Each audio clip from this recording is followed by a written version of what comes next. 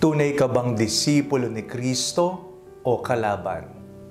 Ako po si Father Fiel Pareha at ito po ang ating segment, ang Daily Devotion, na kung saan tayo po ay magdarasal, magbabasa at magninilay kasama ng salita ng Diyos sa buong taon.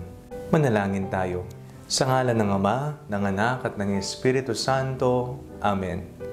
Halina, banal na Espiritu, liwanagan mo ang aming puso at isip, nang maunawaan at may sa buhay namin ng iyong salita. Amen. Our Bible passage for today is from the Gospel of St. Luke chapter 11, verses 47 to 52, and I read it for you. Woe to you, for you build the tombs of the prophets whom your ancestors killed.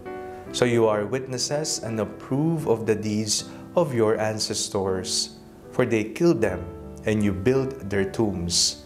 Therefore also the wisdom of God said, I will send them prophets and apostles, some of whom they will kill and persecute, so that this generation may be charged with the blood of all the prophets shed since the foundation of the world, from the blood of Abel to the blood of Zechariah, who perished between the altar and the sanctuary.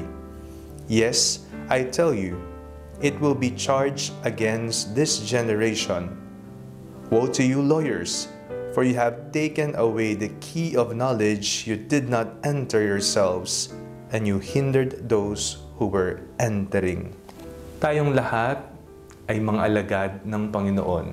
Nung tayo bininyagan, naging kasapi tayo sa napakalaking pamilya ng Diyos. Tayo ay naging miyembro ng simbahan ng Diyos.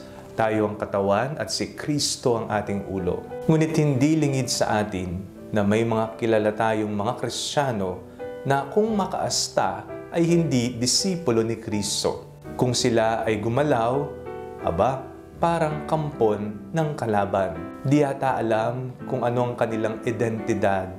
Hindi yata nila alam na sila'y mga anak ng Diyos. Inakalimutan na yata nila na sila ay bininyagan at hinihikayat na sila ay maging tapat sa salita ng Diyos at sa kautusan ng Diyos. Sa ating pong binasang Ebanghelyo, napakinggan po natin kung papaanong pinagsabihan at galit ang Panginoon sa mga Pariseyo at sa mga marurunong sa batas, sapagkat taliwas ang kanilang ginagawa sa kanilang pinaniniwalaan. Isa nga dyan sa nabanggit ay ang pagsaksi sa pagpatay sa mga propeta ng Panginoon. Sila ba ay mga alagad talaga at tagasunod ng batas ni Moises?